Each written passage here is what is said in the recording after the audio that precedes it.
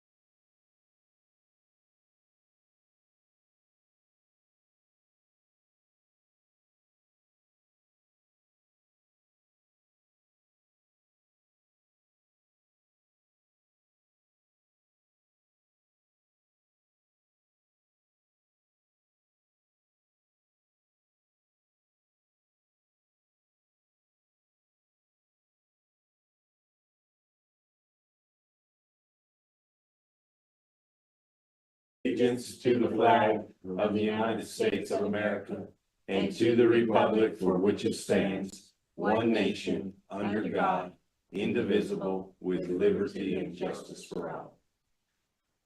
Thank you. All right, we will call this Tuesday, October 8th, 2024 meeting to order.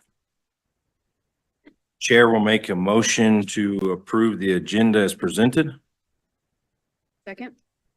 Motion in a second. Any further discussion? Hearing none. All in favor? Aye. Motion carries. Chair will also make a motion to approve the consent agenda, A through D.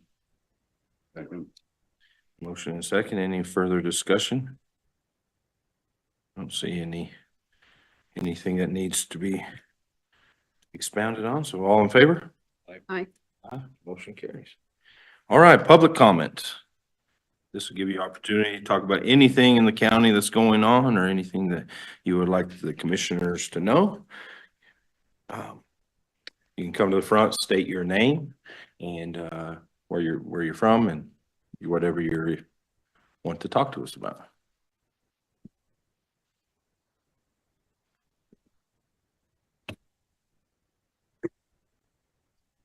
Morning. Morning.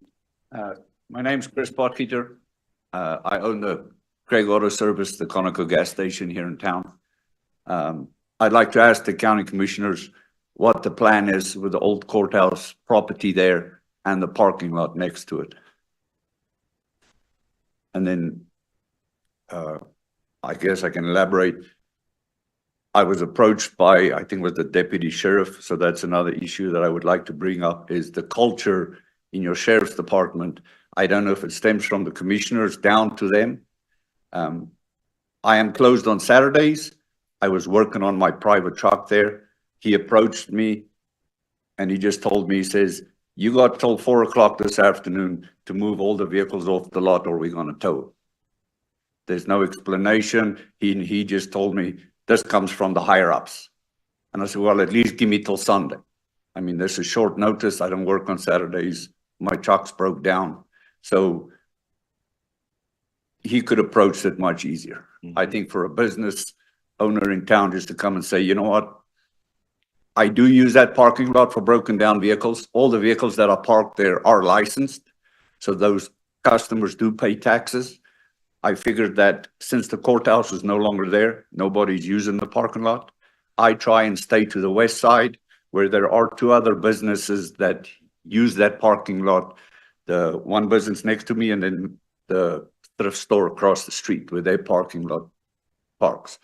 I try and keep everything off the street as to keep the street clear for people driving there. Even on my west side, I try and keep those vehicles away. Samuelson's has a lot of semis coming there. That's why I try and make it easy for them to come in so they don't have to use up 3 lanes to make a turn there. So I would just like to know the reason then why we can't utilize that parking space until such time as somebody buys it or the city does something else, because there is a shortage of parking in there for customers, not just for me, but even sometimes the dentist people on my west side. They'll park there or they park down the street. Okay. Well, would you be willing to stay till our meeting's over and we can have a discussion about the sheriffs and all that? Yeah. I could tell you that, yeah, obviously, I don't know if anybody told them that you had to have till 4 o'clock to get off there, right? We don't know that. I don't know why they would state that. But let's have a discussion after the meeting if you would. If you want to stay after, we definitely have a conversation about that, if you would. Does that work? Yes, sir. Okay, and we can talk about what our plans are for the property as well. An investor, we're trying to get an investor to buy it. You know, it's public knowledge, but yeah, if you just hang out, this meeting shouldn't take long, so. Okay. Okay, appreciate you. Thank you. Any other public comments?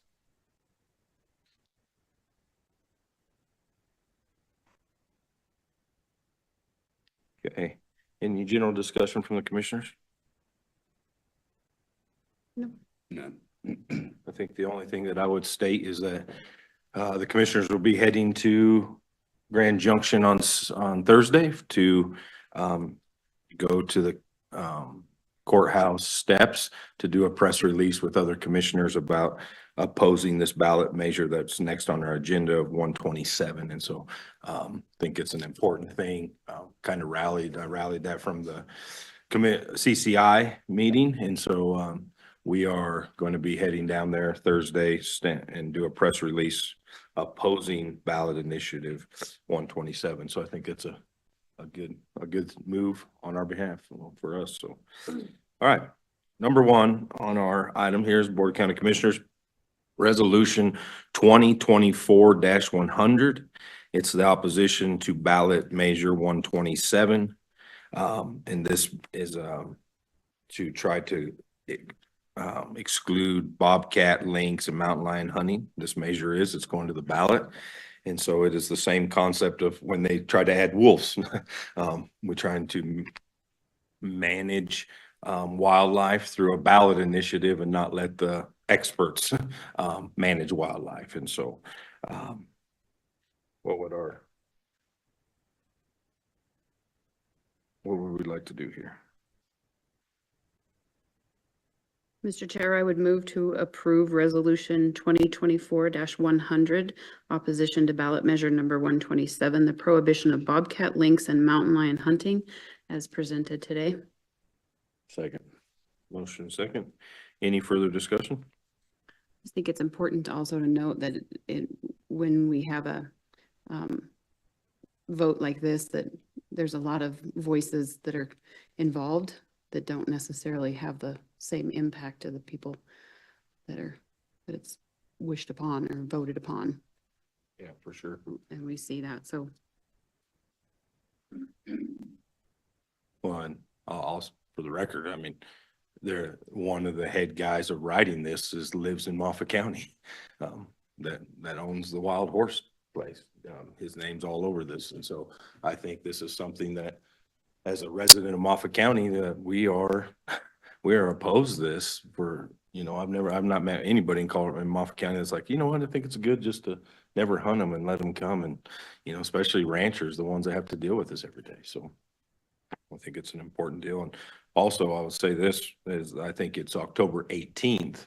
They're doing the same thing. The Outdoor Coalition is doing this at the state capitol. Right. They're doing a big rally there, expecting, 300-400 people at that one. So, all right. Any further discussion? All in favor? Aye. Aye. Motion carries. All right. So we got about 6 minutes before we can go into public hearing. So we are going to take a recess until that moment, and we'll come back at 8:45 and go into 2 public hearings. The presenting the proposed budget of 2025, and then Union Wireless Elgin cell tower location variance on setbacks. So we'll go into recess.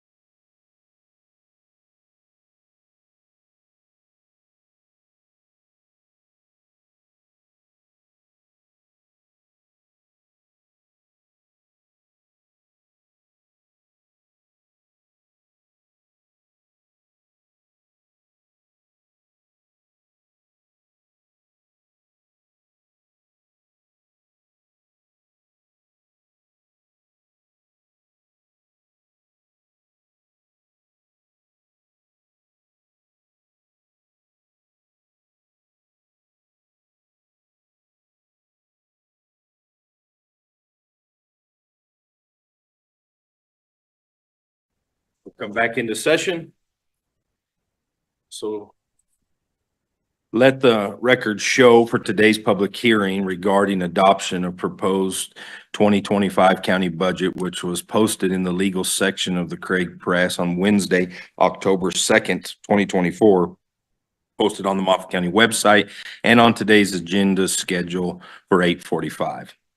Once the public hearing has been declared, I will ask Kathy Nelson, the Moffett County Finance Director, to present the proposed 2025 county budget to the Board of County Commissioners. Once Kathy has completed the presentation, the commissioners may ask questions or make comments. I will then ask the audience if there's anyone who wants to testify either for or against.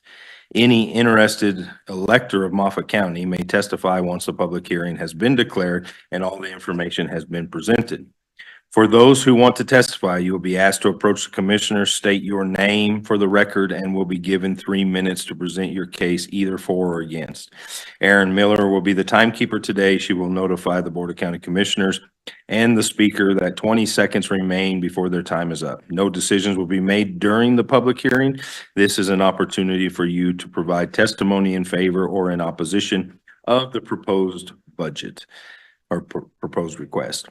Once all the testimony has been heard, the public hearing will be declared closed and we will go back into regular session. I will then refer to my fellow commissioners to consider adoption of the proposed 2025 county budget, which is subject to change prior to December 15th. So we will go into public hearing. Kathy, Heather?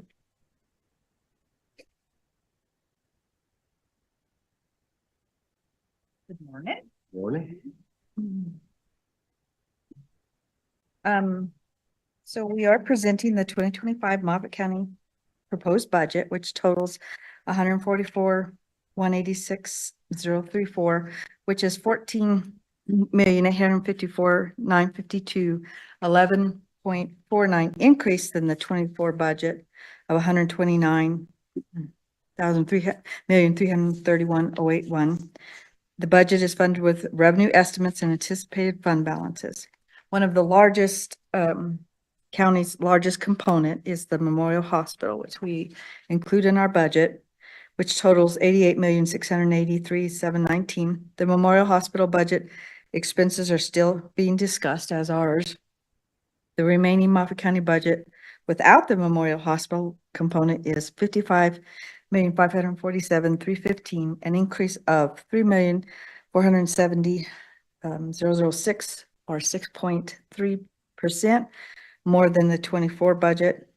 The increase is mainly due to expenditure of grant funds for some community projects. We are, as personnel as of July 24th, consumer price index is 2.9. We had over the years, I think 2 cost of living before we did the salary survey in 22 implemented, which was like an 8.5 increase. The personnel will show an increase as we have adopted to present personnel budget as if we were fully staffed and what it would look like, you know, if that occurs. And everybody's at 6%. And everybody's, step 6. yes. Worst case scenario, so to speak, when we're fully staffed and we're looking at our revenues. Severance tax is still coming in good. There's a lot of, I don't know, year by year, we take it for severance tax. Interest rates are still obviously coming in well. They did cut, I think, the 0.5 in 24, but we're still getting good revenue. We budget conservatively with both of them. Revenues are based off of historical trends. Expenditures are in 3 categories and are based off consumer price index and historical trends. Personnel, which has wages, longevity, retirement, health, dental, vision, workers' compensation, and life insurances. Operating is the remaining expenses other than personnel and capital.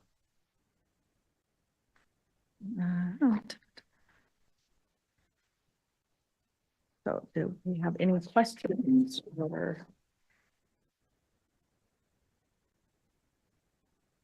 Any questions from the commission? No, I don't.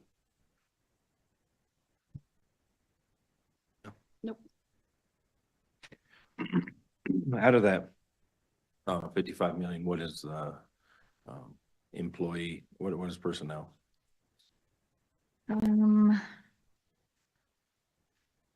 All the funds together. So what do we have? In general, our personnel is with showing fully staffed, step 6, it's 8,797,297. Yeah, I didn't total all of them. Don't have that with me, but let's see where's our. On the front page of the summary of each fund will show you the increases.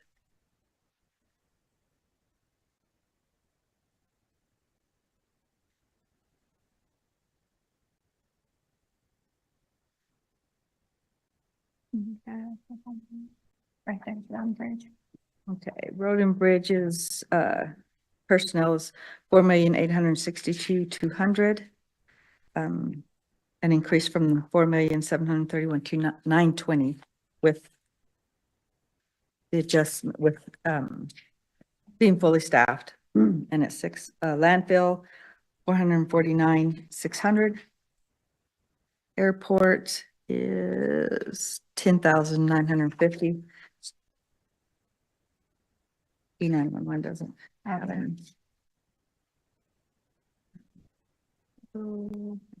Libraries, personnel's 348,600. Personnel and wastewater is 16,400. Don't do enough welfare. Seniors, 213,370.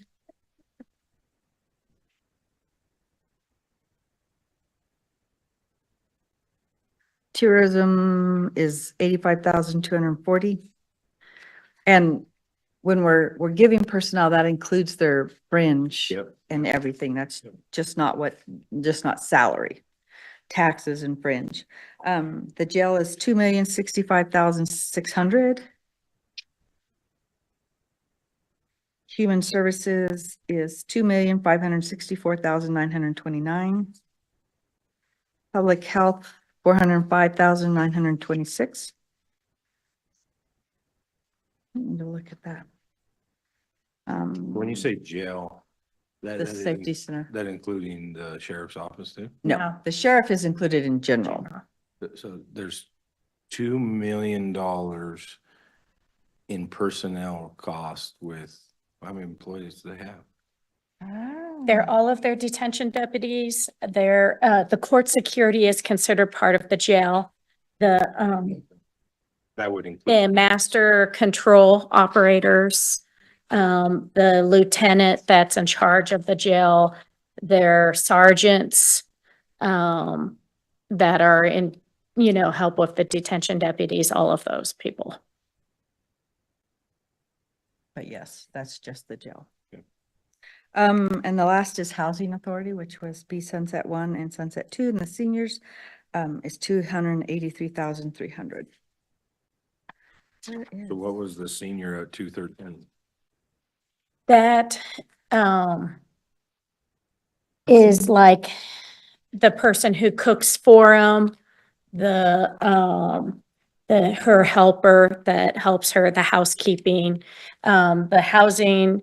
They're split, so their personnel is split for percentages to a certain percentage to seniors and then to Sunset 1 and 2 Yeah, effectively. the from- director split between all three. I think bus is out of seniors completely Yeah. and meal, the major meal, and then the rest, and like even the director is, their time is divided up between, they have, the other thing that's just seniors is their, night assistants would just be seniors.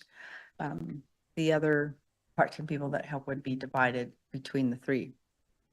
I thought I'd entities or seen a components. graph and maybe we could get it for the next public hearing. Where all this is combined, where you have the total revenue of, 55 million in the county.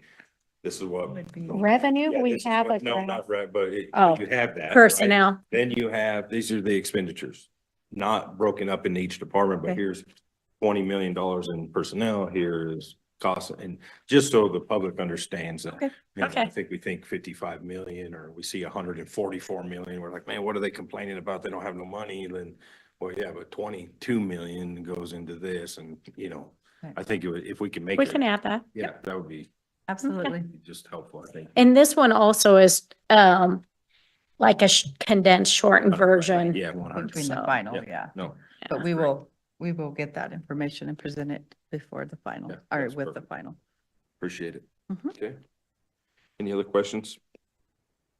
No. All right, thank you, ladies. Thank you. Anybody like to testify either for or against the budget? The proposed 2025 budget?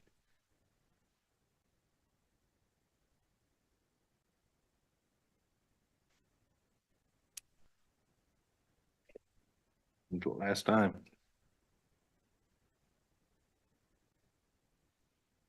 We are looking, I will say this in public hearing, that we are looking at a 3% increase for our employees. So hopefully that will come to fruition. We'll see. Got numbers just yesterday for that to try to figure out what can we do to keep that going. So, all right, we'll come out of public hearing. What is the pleasure of the board?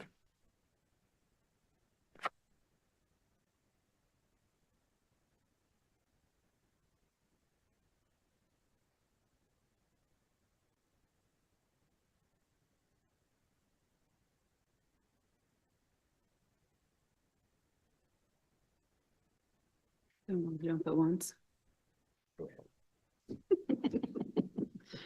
Mr. Chair, I would move to approve the proposed budget for 2025 as presented today with a total of 55 million. What'd she do here? It's 144 total. We got to adopt them. With the Memorial Hospital. Adopt that. Good, because the numbers are weird on this other one. For the county proposed budget, including the hospital, of $143,999,033. Second. Motion in the second. Any further discussion on that? I'll say this is just the first initial deal. There will be changing little bits here and there until our final reading, but. Okay. All in favor? Aye. Aye. Motion carries. All right, so we're gonna go back into public hearing. I'm not gonna read through all of this, but it will let you know that once the public hearing has been declared, I will ask Candace Miller, Planning and Zoning Coordinator, to present to the Board of County Commissioners the request as submitted. Once the presentation is complete, the commissioners may ask or questions or make comments.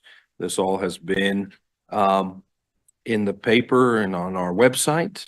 And then we'll give everybody an opportunity to go either for or against, or to testify either for or against this proposed planning zoning V-24-02 Union Cellular or Union Wireless Elgin Cell Tower location variance on the setback. So we'll declare this into a public hearing.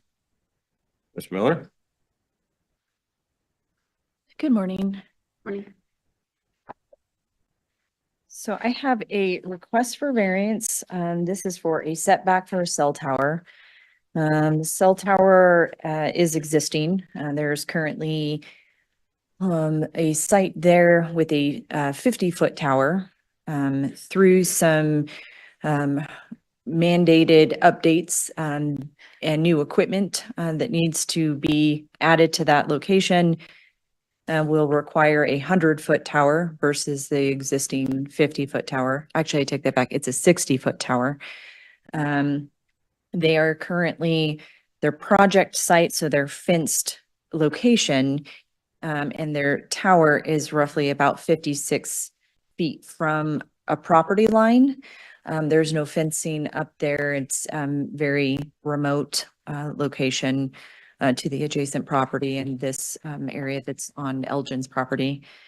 And so through just reading through the file, typically with Cell, if they're just updating equipment, it's just update the file. We don't do anything to that, but when they're adding a second tower that's taller, so he's asking for that variance of essentially about 50 feet. So if that tower were to fall over a property line, that's where the variance comes in. The owner of the adjacent property was notified. They're aware of it. The application for zone variance does state that signatures are desirable but not required. So they chose not to sign anything for whatever reason. But they are aware of the application. I don't think there's any impacts to, that adjacent property. The way that these towers are constructed, they are not typically falling over. And because of the location and the work that's there, I had asked them about relocating, which was just not feasible for them to move any farther from where they were. So hence why they submitted the application for zone variance for that 50 feet to that adjacent property boundary line. And your board, My board approved it. Nobody had any concerns, and we did not have anyone from the public or the adjacent property express any concerns either. any questions, commissioners? Comments?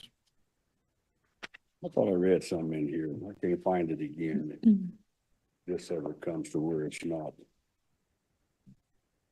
there anymore, the tower or whatever, they have to come back and restore that to the natural state and all that. That's a good question. I'd have to find the original application for that site.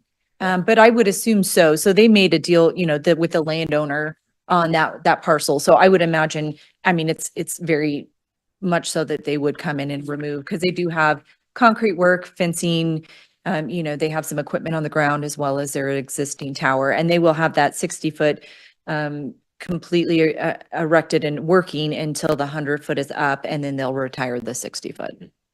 Oh, right. Yeah.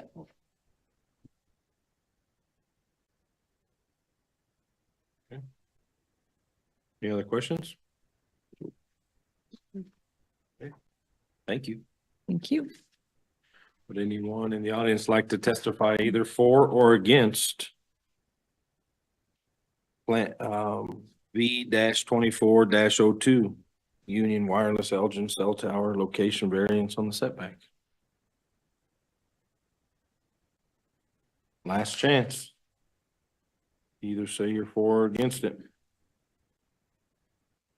Hearing none. All right, so we'll come out of public hearing and back to the commissioners for what their pleasure is. Chair, I'd like to make a motion to approve V-24-02 Union Wireless Elgin Cell Tower locations variance on setback. Second. Motion and a second. Any further discussion? Hearing none. All right, all in favor? Right. All right, Aye. motion carries. All right, so that is the last of our agenda today. Next meeting is October 22nd, 2024, right here at 8:30 a.m. Meeting adjourned. Thank you.